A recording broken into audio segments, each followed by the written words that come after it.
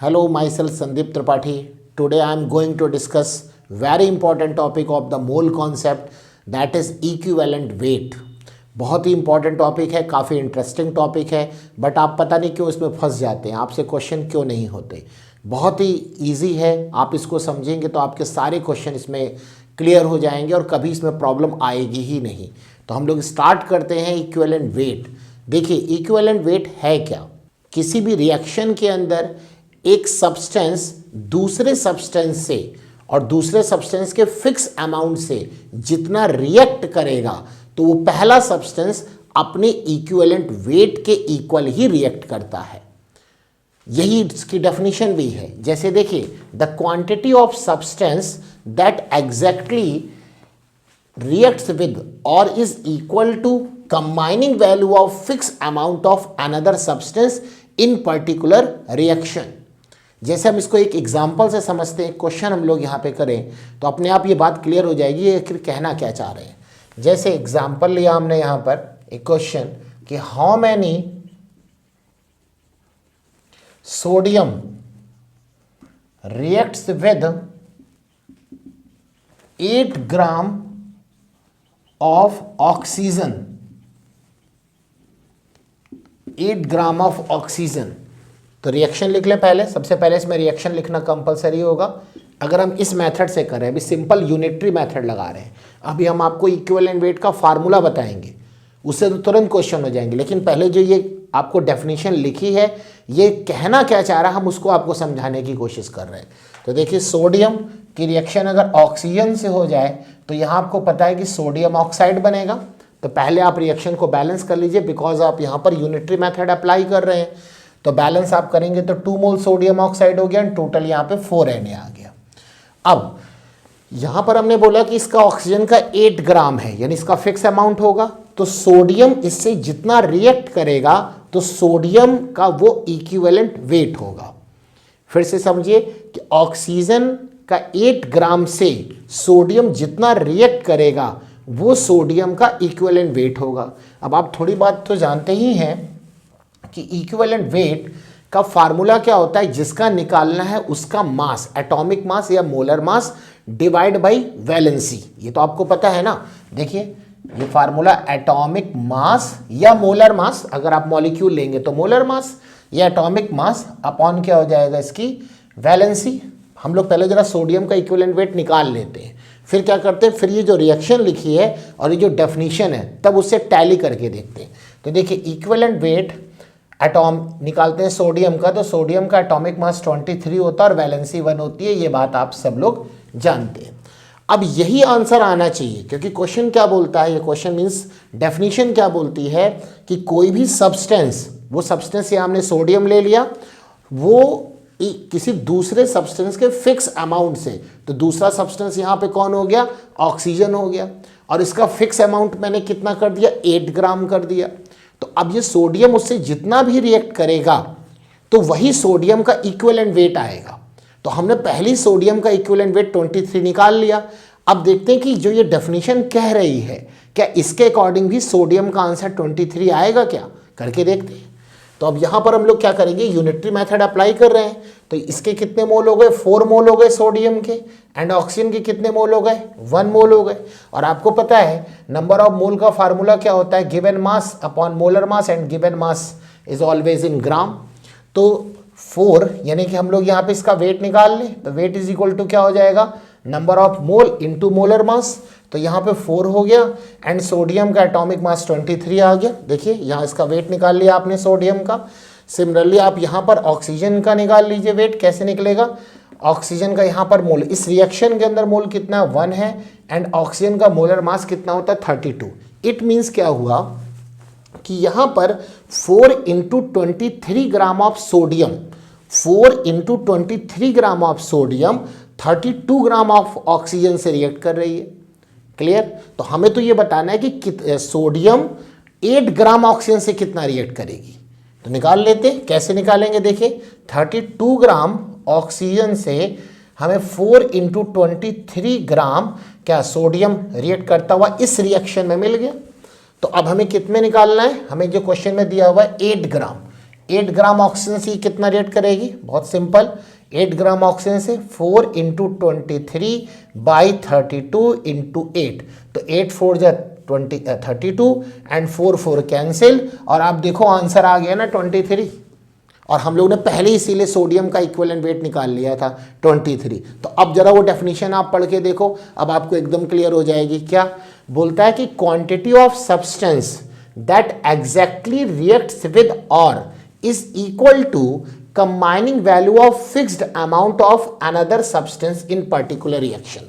It means किसी भी reaction के अंदर, किसी भी रिएक्शन में एक सब्सटेंस का जो वो अमाउंट दूसरे सब्सटेंस के फिक्स अमाउंट से रिएक्ट करेगा, तो वो पहले वाला जो सब्सटेंस जितना रिएक्ट करेगा वही उसका इक्विवेलेंट वेट होगा। तो देखिए आंसर आ गया। अब आपको इसकी डेफिनेशन समझ में आ गई होगी, इसीलिए मैंने पहले सोडियम का इक्विवेलेंट वेट अलग से निकाल के रख दिया जिससे आप बात को समझ जाएं।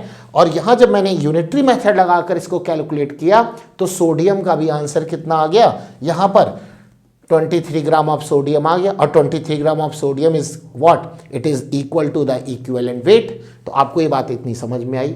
अब यहाँ पर हर बार तो इतना बड़ा मेथड हम अप्लाई नहीं करेंगे ना कि रिएक्शन लिखेंगे और फिर हम काम करेंगे, उससे कोई फ़ायदा भी नहीं है क्योंकि हर रिएक्शन हमको नहीं आती होगी। तो इसके लिए हम लोग फार्मूला अप्लाई कर लें इक्विवेलेंट वेट का, और फिर वहाँ पे समझ लेते हैं सारी बातें। तो देखते हैं फार्मूला हम लोग अप्लाई करते हैं। देखिए फार्मूला क्या होता है इक्विवेलेंट वेट का, तो इक्विवेलेंट वेट यानी ई से डिनोट करते हैं इसको। ये क्या हो जाएगा, एटॉमिक मास या मोलर मास, एटॉमिक मास या मोलर मास अपॉन क्या हो जाएगी, valency, upon valency, atomic mass या molar mass upon valency. Clear. अब इसको अप्लाई करके देखते हैं। यहाँ पे जैसे एग्जांपल लिया हमने, सबसे पहले हम ये अप्लाई कर रहे हैं इक्विवेलेंट वेट ऑफ एटम के लिए, यानी हम एटम का इक्विवेलेंट वेट यहाँ पर पढ़ने जा रहे हैं। तो फार्मूला यही होगा, क्या होगा कि जिसका निकालना उसका एटॉमिक मास कर लिख लीजिए एंड उसकी वैलेंसी कर लेते हैं।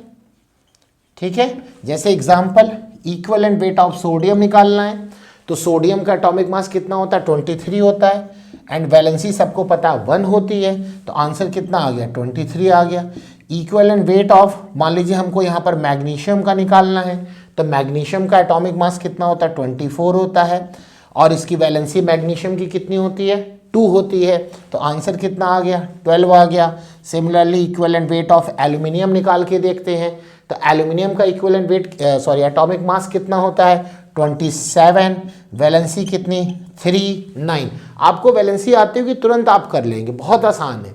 तो आप देखिए इस प्रकार से एटम का इक्विवेलेंट वेट निकाला जाता है। और भी देखते हैं, मान लीजिए इक्विवेलेंट वेट ऑफ हाइड्रोजन आपको निकालना है, तो इसका एटॉमिक मास 1 और valency 1, the answer is 1। And similarly equivalent weight मान लीजिए ऑक्सीजन का निकालना है आपको, तो ऑक्सीजन का एटॉमिक मास 16 होता है और वैलेंसी 2 होती है, तो आंसर 8 आ गया। Clear. Equivalent weight of chlorine आपको निकालना है, क्लोरीन का एटॉमिक मास कितना हो गया, 35.5 एंड वैलेंसी 1, तो आंसर कितना आ गया, 35.5। तो इस प्रकार से आप इक्विवेलेंट वेट एटम का फाइंड कर सकते हैं। कैसे, एटॉमिक मास अपॉन उसकी वैलेंसी। बस वैलेंसी आपको यहाँ पर थोड़ा सा ध्यान रखना पड़ेगा, बाकी तो एटम का इक्विवेलेंट वेट तुरंत आ जाएगा। तो आप इसको नोट कर लीजिए। अब हम लोग नेक्स्ट यहाँ पे करेंगे इक्विवेलेंट वेट ऑफ एसिड, कि एसिड का इक्विवेलेंट वेट कैसे फाइंड किया जाता है। देखते हैं इक्विवेलेंट वेट ऑफ एसिड। तो फार्मूला आप जरूर नोट करिए। इक्विवेलेंट वेट ऑफ एसिड क्या होगा, मोलर मास ले लेते हैं जिसको मैंने एम से डिनोट कर दिया, और एसिड के केस में यहां लिया जाता है बेसिसिटी। क्या लिया जाता है, बेसिसिटी।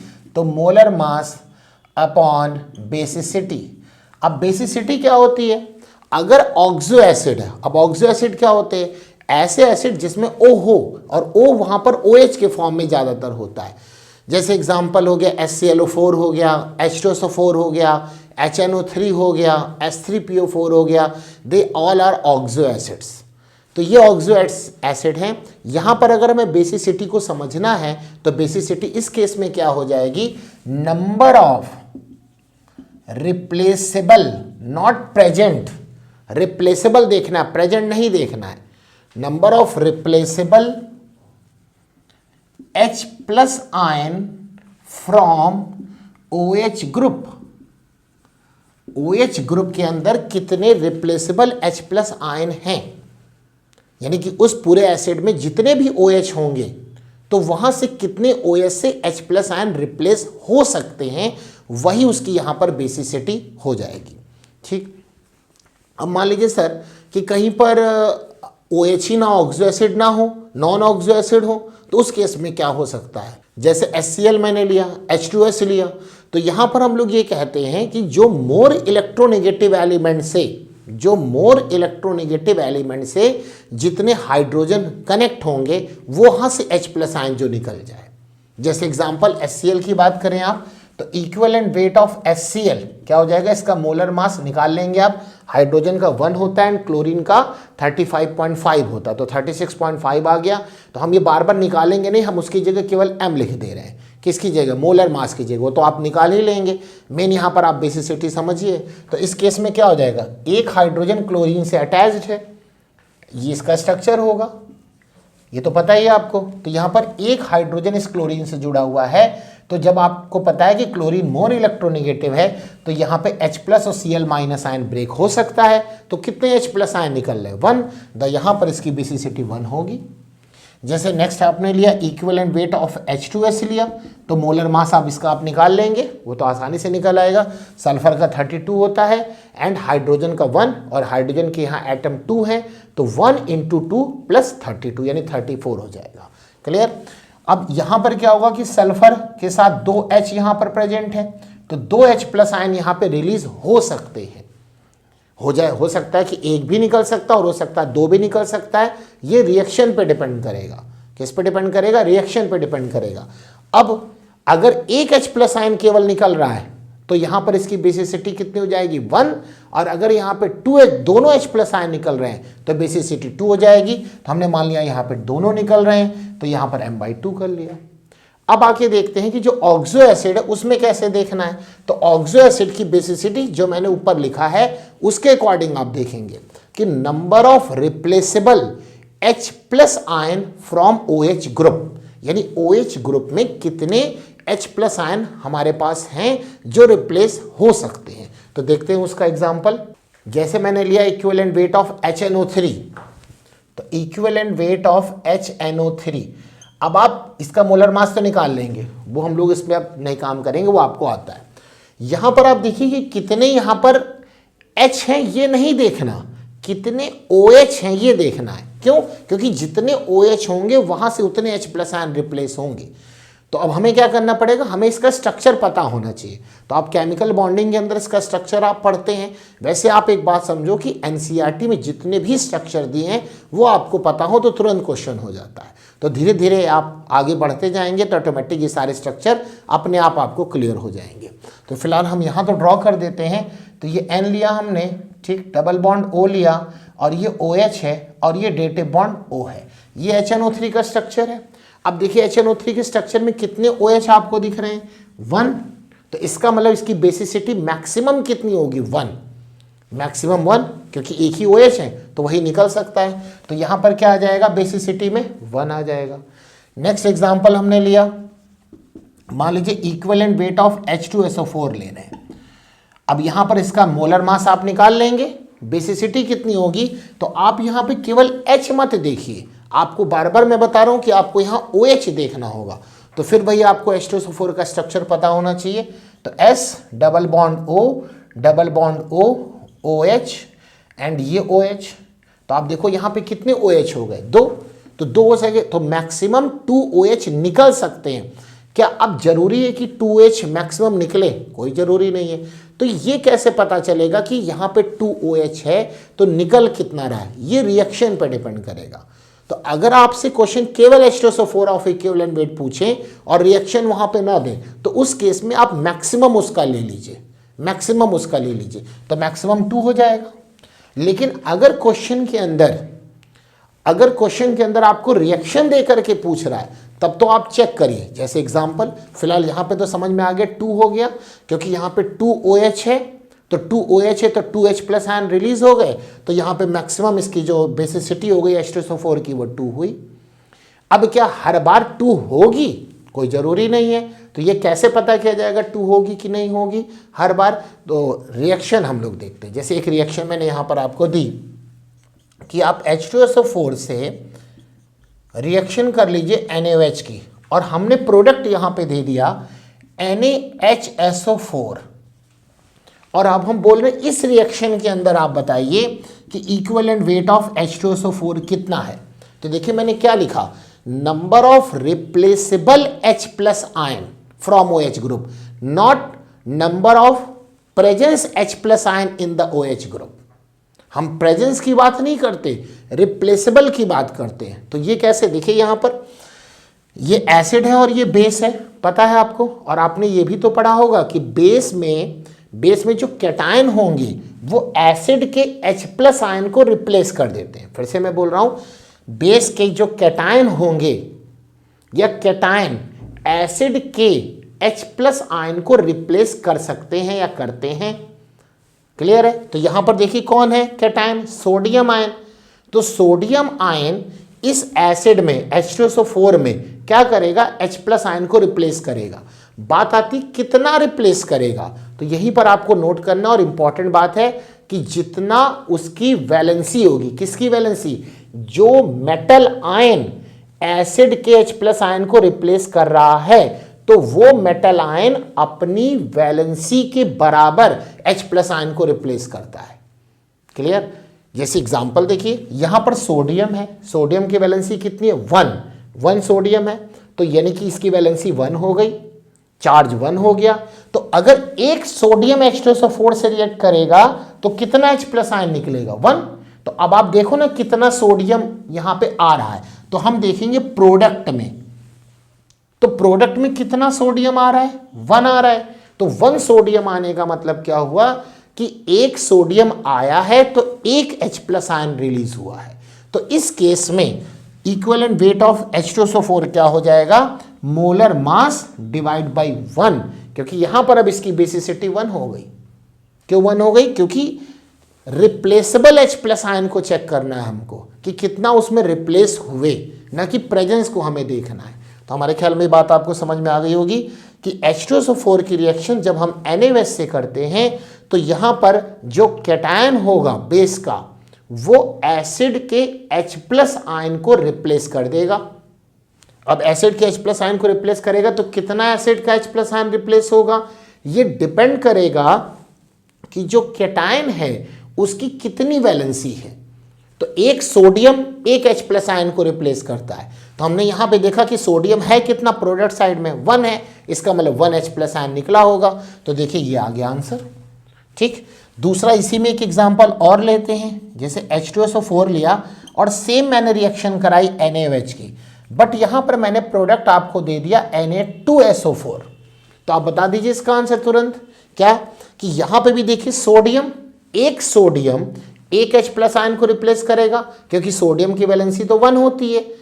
ठीक, तो अब आप देखो कि सोडियम कितना यहां पर आ रहा है, तो ये कैसे पता चलेगा यहां कितना आ रहा है। आप प्रोडक्ट में देखिए, तो यहां पर प्रोडक्ट में कितने सोडियम आ रहे हैं, 2। तो 2 सोडियम आने का मतलब क्या हुआ कि 2H प्लस आयन यहां से रिलीज हो गया। तो इक्विवेलेंट वेट ऑफ H2SO4 का मतलब यहां पर क्या हो जाएगा, m/2। तो ये अब आपको एकदम क्लियर हो गया होगा कि कैसे हम लोग इक्विवेलेंट वेट ऑफ एसिड का रिएक्शन के अंदर निकालते हैं। अगर आपको रिएक्शन ना दे तो उस केस में तो या वैल्यू डायरेक्ट रख दीजिए m/2, लेकिन अगर आपको रिएक्शन दी जा रही है तो उस केस में आप क्या करेंगे कि आप चेक कर लेंगे कि वहां पर कितने मेटल आयन उसके H प्लस आयन को रिप्लेस कर रहे हैं। वो कैसे चेक किया जाएगा, तो जो मेटल आयन होगा वो अपनी वैलेंसी के इक्वल H प्लस आयन को रिप्लेस करता है। तो चूंकि यहां पे सोडियम है तो एक सोडियम एक H प्लस आयन को रिप्लेस कर रहा है, तो देखिए NaHSO4 हो गया यहां पर, तो मींस एक H प्लस आयन निकला, तो equivalent weight of H2SO4 m/1 आ गया। बट नेक्स्ट रिएक्शन में मैंने H2SO4 की रिएक्शन जब NaOH से कराई तो यहां पर प्रोडक्ट बन गया Na2SO4।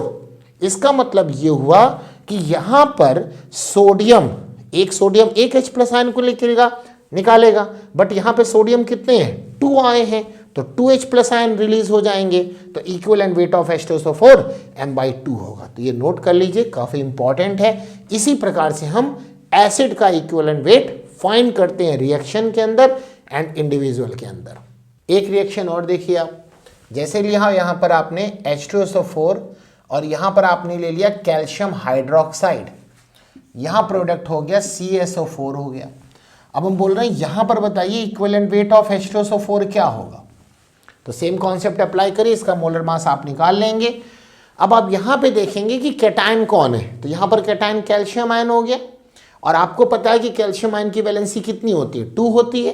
तो एक calcium ion 2H plus ion को रिप्लेस करेगा। तो यहाँ पे देखिए कितने कैल्शियम आयन है, 1 ही तो है, तो कितने H प्लस आयन रिलीज हुए, 2। तो यहाँ पर भी इसकी बेसिसिटी 2 हो गई। ठीक, समझ में आ गया। अब यहाँ पर हमें नेक्स्ट हम एक एसिड लेते हैं H3PO2, equivalent weight of H3PO3 and equivalent weight of H3PO4, ये आपको फाइंड करना है। तो कैसे फाइंड करेंगे, तो आपको यहाँ पर देखना, देखिए मैं कोई रिएक्शन नहीं दे रहा हूँ आपको, तो रिएक्शन नहीं दे रहा हूँ तो इसका मतलब क्या हुआ कि इसके स्ट्रक्चर में जितने OH होंगे वो उतने H प्लस आयन को रिलीज कर देगा। तो कितने वो चेक कर लेते हैं हम लोग यहाँ पर। अब H3PO2 में क्या करेंगे, स्ट्रक्चर बना लेंगे, P double bond OH HOH। तो देखिए यहाँ पर कितने OH हैं H3PO2 में, 1, तो वो 1 निकल जाएंगे मैक्सिमम, क्योंकि अगर कोई रिएक्शन आप लिख के देंगे तो हम चेक करेंगे, नहीं लिख के देंगे तो क्या होगा, तो जितने उसके स्ट्रक्चर में उतने हम मैक्सिमम मान लेंगे। तब हम, अगर आपसे क्वेश्चन में रिएक्शन नहीं लिख के दी जाती है, इसका मतलब वहाँ पर आपसे मैक्सिमम की बात पूछना चाहता है, और अगर वो मैक्सिमम की नहीं बात पूछना चाहता है तो क्वेश्चन में हिंट जरूर देगा कि भाई वो चाहता क्या है। ठीक, तो भाई कुछ नहीं चाह रहे हो तो हम तो क्या मान लेंगे, जितना मैक्सिमम वही मान लेंगे, और क्या। तो यहाँ m/1 हो गया, क्योंकि यहाँ पर 1 है H3PO2 का स्ट्रक्चर। H3PO3 में अगर आप देखें तो P डबल बॉन्ड O, ये H, ये OH, ये OH। तो अब ये मैक्सिमम कितने रिलीज कर सकता है, 2, क्योंकि यहाँ पे 2H ग्रुप है, H3PO3 का ये स्ट्रक्चर है, ये स्ट्रक्चर है, तो कितने रिलीज कर सकता है, 2 ना। तो यानी क्या हो जाएगा, m/2, m/2। अब आइए H3PO4 में देखते हैं, तो H3PO4 में क्या हो जाएगा structure, P double bond O, OH OH OH। तो यहाँ पे कितने OH हो गए, 3, तो कितने यहाँ पे रिलीज कर सकता है मैक्सिमम, m/3, यानी कि इसकी बेसिसिटी 3 हो जाएगी, तो आंसर हो जाएगा m/3। तो हमारे ख्याल में ये पॉइंट आपको एकदम क्लियर हो गया होगा, एसिड का इक्विवेलेंट वेट हम लोग कैसे फाइंड करते हैं। कुछ और एग्जाम्पल इसमें देखते हैं। ये एक हमारे सामने क्वेश्चन है कि H3PO4 की रिएक्शन उसने कैल्शियम हाइड्रोक्साइड से कराई और पूछ रहा है कि यहाँ पर H3PO4 का इक्विवेलेंट वेट फाइंड करिए। बहुत आसान है, इक्विवेलेंट वेट का formula molar mass upon basicity, because यह H3PO4 है और H3PO4 क्या है, एसिड है। तो हम लोग कैसे इसमें फाइंड कर लेंगे equivalent weight of H3PO4, molar mass upon basicity. अब बेसिसिटी कितनी होगी, तो देखिए भाई अभी हम लोगों ने H3PO4 का स्ट्रक्चर लिखा था और वहाँ पे मैंने देखा कि यहाँ पर 3 OH होते हैं, 3 OH होते हैं, दिख रहा है। बट जब आप रिएक्शन लिख के दोगे तो हम मैक्सिमम क्यों लेंगे, हम तो चेक करेंगे कि कितने वहाँ से H प्लस आयन रिलीज हुए। तो कैसे चेक किया जाता है, आपको मेथड पता है कि एक कैल्शियम की वैलेंसी 2 होती है, +2, तो एक कैल्शियम अगर आएगा तो 2H प्लस आयन जाएगा। तो देखिए कितने यहाँ पर आए कैल्शियम, एक ही तो दिख रहा है, तो एक ही आने का मतलब कितना हुआ कि 2H प्लस आयन यहाँ से रिलीज हो गए। अब 2H प्लस आयन रिलीज हुए तो इसकी बेसिसिटी कितनी हो गई, 2 हो गई। तो आंसर हो गया सिंपल, यह आंसर हो गया आपका कि equivalent weight of H3PO4 m/2। एक ये क्वेश्चन है कि यहाँ पर पूछ रहा है कि equivalent weight of boric acid H3BO3 बताइए। अब कोई रिएक्शन आपको नहीं दिया और पूछ रहा है कितना होगा यहाँ पर। तो देखते हैं यहाँ पे कितने OH हैं। तो जब हमने इसका स्ट्रक्चर लिखा तो BOH OH OH ये आ गया। तो इसके अकॉर्डिंग कितने यहाँ पर OH दिख रहे हैं, 3। तो क्या इसकी बेसिसिटी हो जाएगी m/3। तो आंसर होगा नो, गलत है ये। क्यों, क्योंकि यहाँ पर बोरिक एसिड का साइक्लिक स्ट्रक्चर होता है, ये बात और आपको पता होनी चाहिए। बोरिक एसिड का साइक्लिक स्ट्रक्चर होता है। कैसे देखते हैं हम लोग, देखिए ये हमारा बोरिक एसिड का स्ट्रक्चर है साइक्लिक। तो यहाँ पर एक ये B, देखिए एक B से एक ये OH कनेक्टेड है, इस बी से दूसरा OH ये हो गया और इस बी से तीसरा OH ये हो गया, दिख गया। तो ये इसका जो मैंने यहाँ पर बनाया था ये मोनोमेरिक फॉर्म था, जबकि ये किस फॉर्म में एग्जिस्ट करता है, साइक्लिक फॉर्म में एग्जिस्ट करता है। तो यहाँ से अगर आप साइकिल के फॉर्म में एग्जिस्ट कर रहा है और यहाँ से अगर आप एक भी H+ आयन निकालने की कोशिश करेंगे तो साइक्लिक स्ट्रक्चर इसका टूट जाएगा। तो इक्विवेलेंट वेट में ऐसा काम नहीं किया जाता है कि उसका स्ट्रक्चर ही ब्रेक करा दे। अभी आपने जितने भी वहाँ पर देखे, तो अगर आप H+ आयन निकालेंगे तो जो मॉलिक्यूल का, जो एसिड का जो स्ट्रक्चर होता है वो एज इट इज़ रहता है। जैसे एक एग्जाम्पल लेते हैं, H2SO4 S double bond O double bond O OH। तो यहाँ पर देखिए कितने OH हैं, 2। तो यहाँ से अगर आप H+ आयन रिलीज कर देते हैं तो 2 H+ आयन निकलने के बाद भी इसका स्ट्रक्चर ऐसे ही टेट्राहेड्रल रहेगा। तो S double bond O double bond O, ये देखिए O-, ये O-। तो ये ऐसे ही यहाँ पर टेट्राहेड्रल रहा, स्ट्रक्चर तो ब्रेक नहीं हो गया ना इसका। तो आप यहाँ पर अगर जिसका स्ट्रक्चर साइक्लिक है वहाँ से अगर आप H+ आयन निकालने की कोशिश करेंगे तो क्या हो जाएगा, देखिए यहाँ से H+ आयन निकला तो ये पूरा साइकिल स्ट्रक्चर ही ब्रेक हो जाएगा। तो ये काम हम लोग नहीं कर सकते। फिर क्या करना होगा, तो फिर हमने देखा कि जो बोरिक एसिड है ये एक इलेक्ट्रोफाइल है, क्योंकि इसका जो है ऑक्टेट इनकम्प्लीट है। कैसे, यहाँ पर देखिए बोरॉन कितने बॉन्ड बना रहा है, 1, 2 एंड 3।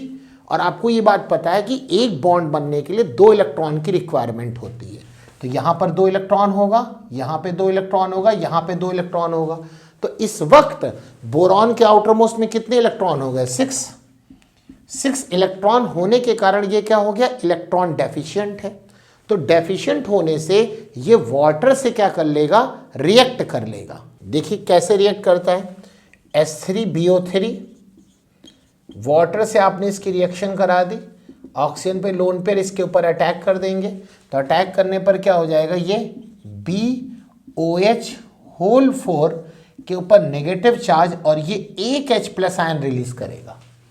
यानी बोरिक एसिड जब वाटर से रिएक्ट करेगा सॉल्यूशन फॉर्म में तो कितने H+ आयन रिलीज करता है, 1। यही यहाँ पर इसकी क्या हो जाएगी, बेसिसिटी। तो इक्विवेलेंट वेट ऑफ H3BO3 क्या हो जाएगा, molar mass by 1। This is the correct answer. अगर आप M/3 जल्दबाजी में लिख गए तो आपका आंसर रॉन्ग हो जाएगा।